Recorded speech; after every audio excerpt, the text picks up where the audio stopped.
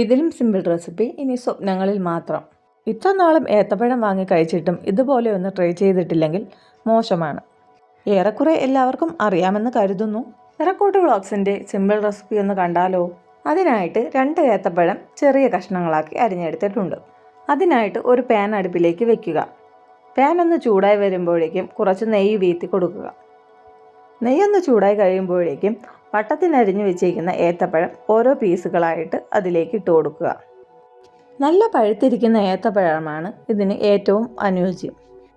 നല്ല പഴുത്ത പഴമാവുമ്പോൾ നെയ്യിൽ കിടന്ന് പെട്ടെന്ന് വേവുകയും നല്ല ടേസ്റ്റുമായിരിക്കും, നല്ല മധുരവും കാണും. മാത്രമല്ല പഴുത്ത പഴത്തിൽ ഉണ്ടാക്കുന്നത് കൊണ്ട് തന്നെ നല്ല സോഫ്റ്റുമായിരിക്കും.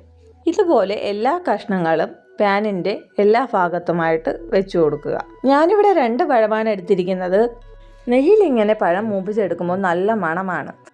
പഴുത്ത പഴമാകുമ്പോൾ നെയ്യും കുറച്ച് മാത്രമേ ആവശ്യമായി വരുന്നുള്ളൂ. കുഞ്ഞു കുട്ടികൾക്ക് വളരെയധികം ഇഷ്ടമാകുന്ന ഒരു റെസിപ്പിയാണിത്.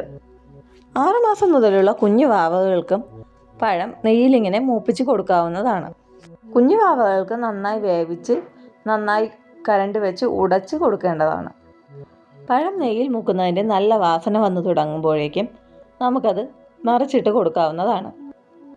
തീ അധികമായി ലഭിക്കുന്ന ഭാഗത്തെ പഴം വേണം ആദ്യമേ തിരിച്ചിട്ട് കൊടുക്കാൻ. ഞാനിവിടെ ഇൻഡക്ഷൻ കുക്കറിലാണ് പ്രിപ്പയർ ചെയ്യുന്നത്. ഏത് കുക്ക് ചെയ്താലും നടുവിലായുള്ള പഴങ്ങൾ വേണം ആദ്യമേ മറിച്ചിട്ട് കൊടുക്കാനായിട്ട്. പഴം ഇപ്പോൾ നല്ല ബ്രൗൺ നിറമായി വന്നിട്ടുണ്ട്. എല്ലാ പഴക്കഷ്ണങ്ങളും ഇതുപോലെ തിരിച്ചിട്ട് വേവിച്ചു കൊടുക്കുക. ഈ സമയത്ത് നെയ്യ് ആവശ്യമെങ്കിൽ കുറച്ചുകൂടി ചേർക്കാവുന്നതാണ്. ഒരു ഭാഗം മൂത്തതിൻ്റെ പകുതി സമയം മാത്രമേ മറുവശം മൂക്കുന്നതിനായിട്ട് ആവശ്യമുള്ളൂ. 3-4 മിനിറ്റ് കൊണ്ട് നമുക്കിത് തയ്യാറാക്കിയെടുക്കാവുന്നതാണ്. ഇതുപോലെ മൂക്കാത്ത പഴക്കഷ്ണങ്ങൾ ഉണ്ടെങ്കിൽ ഒന്നുകൂടി തിരിച്ചും മറിച്ചുമിട്ട് വേവിക്കേണ്ടതാണ്. ഏത്തപ്പഴം കഴിക്കാൻ മടിയുള്ളവർക്ക് ഇങ്ങനെ ഒന്ന് തയ്യാറാക്കി കൊടുക്കൂ. തീർച്ചയായും അവർക്ക് ഇഷ്ടപ്പെടും.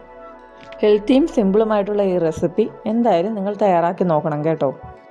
എല്ലാം ഒന്ന് തിരിച്ചിട്ട് കൊടുക്കുന്ന സമയത്ത് തന്നെ സെൻട്രൽ പോർഷനിലുള്ളവ നന്നായി പാകമായിട്ടുണ്ടാവും. അതുകൊണ്ട് അവ കോരി മാറ്റാം. കോരി മാറ്റിയ ശേഷം സൈഡിലോട്ടുള്ളവ സെൻറ്റർ ഭാഗത്തേക്ക് നീക്കി കൊടുക്കുക. ഇതിലേക്ക് ഇനി നമുക്ക് ഒരു ഇൻഗ്രീഡിയൻറ്റ് കൂടി ചേർക്കാനുണ്ട്. കുറച്ച് കഷ്ണങ്ങൾ കൂടി നന്നായിട്ട് മൂത്ത് വരാനുണ്ട്.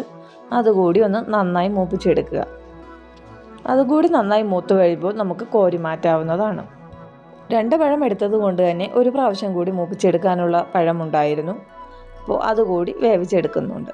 കോരിയെടുത്ത ഈ പഴം ഒന്ന് ചൂട് മാറിയ ശേഷം അതിലേക്ക് നമുക്ക് ഒരു ഇൻഗ്രീഡിയൻറ്റ് കൂടി ചേർക്കേണ്ടതുണ്ട്. പഴം ഏകദേശം നന്നായി ചൂട് മാറിയ ശേഷം അതിലേക്ക് കുറച്ച് തേന് കൂടി ചേർത്ത് കൊടുക്കുക. പ്രത്യേകം ശ്രദ്ധിക്കണം, ചൂടോടെ തേന് വീത്താൻ പാടില്ല. ഇതൊന്ന് തണുത്ത ശേഷം മാത്രം വീത്തുക. തേനില്ലാത്തവർക്ക് ഇതിലേക്ക് പഞ്ചസാര ചേർത്താലും മതിയാകും. പഞ്ചസാരയാണ് ചേർക്കുന്നതെങ്കിൽ ചൂടോടുകൂടി തന്നെ ചേർക്കാം, കുഴപ്പമില്ല.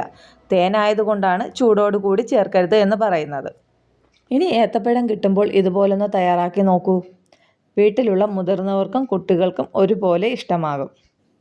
ഇന്നത്തെ ഈ ചെറിയ റെസിപ്പി നിങ്ങൾക്ക് ഇഷ്ടമായെന്ന് പ്രതീക്ഷിക്കുന്നു.